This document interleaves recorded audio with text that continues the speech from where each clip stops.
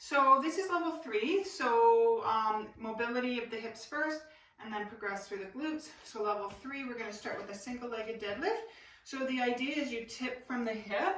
If you find a single-legged deadlift is too hard, you can always do a two-legged deadlift where you're going to tip from the hip. So it's based on your hamstring flexibility. So as soon as your back starts to arch, that's as far as you want to go. So you want to keep a flat back, and then as you come up, you want to hump the bar. Now, if you find that's easy, then you can do single-legged. So basically stand on one leg, getting the glutes and core engaged, and you're going to tip down, making sure that the back is flat, and then come back up, and then you're going to hump the bar again, and you're going to do 3 sets of 10. Okay, so the next thing we're going to do is we're going to do a multi-directional lunge. So the idea is we're going to start with a short distance, but if you feel like you can have control, so we're loading and exploding. So I would start with a small stance, go down. If you feel like you can explode back with the front leg, then go a little further. So we're going to do forwards, we're going to do sideways, and then we're going to do backwards. And backwards, we're going to tip our hip back so that we're going to load the back glute, and we're going to elongate this front leg, and we're going to explode from the back leg back up. So it's going to be,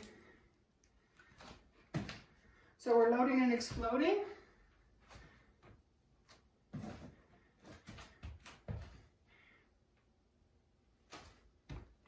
And you're going to do 3 sets of 10 of those. Then the next exercise we're going to do is a marching single-legged bridge. So we're going to get an elevated surface. We are going to put our shoulders on it. We're going to go up into a bridge. You're going to get your glutes engaged, and then you're going to march. The idea is not to let your hips drop, so you're going to lift one leg up, and then back down. Lift the other leg up, back down, and not let those hips drop. So 10 of those. And if you wanted to put a dowel on that to ensure that your hips don't drop, then you can put a dowel. You go up, you get those glutes engaged, and then you're going to lift the leg up, back down. You can see how on this side I drop my hip a little bit, my right glute. Okay, the next exercise we're going to do is a sumo squat. So your feet are going to be rotated out. Your body's going to be upright. You're going to drop down, and then you're going to squeeze back up. You're going to drop down, and you're going to squeeze back up. So you're going to do 10 of those, 3 sets of 10.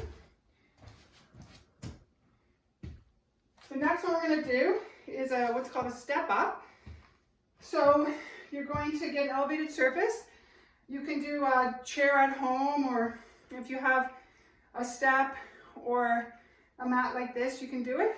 And you're basically going to put your foot on the elevated surface, and then you're going to get your glutes and core engaged, and then you're going to step up and then slowly lower. Don't let that knee fall in.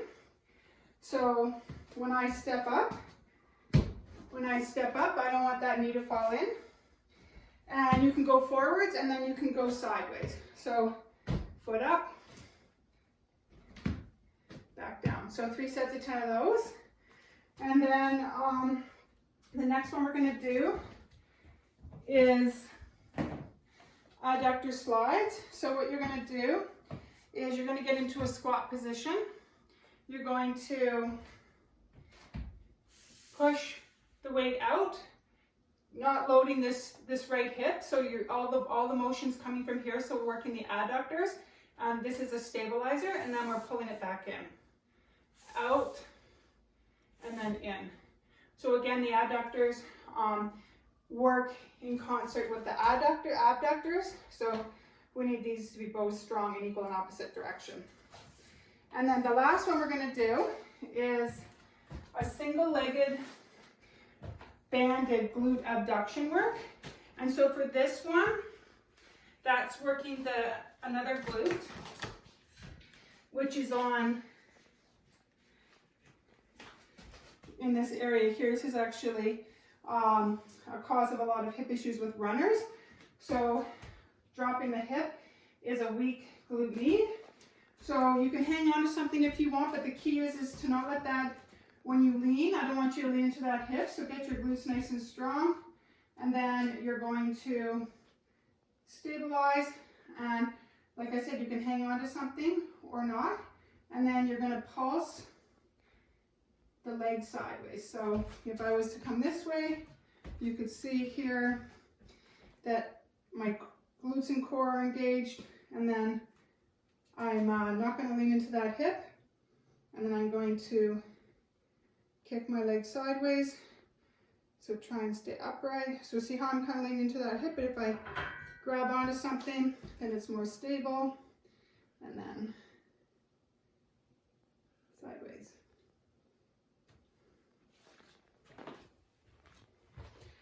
Okay, now we're going to do stretches.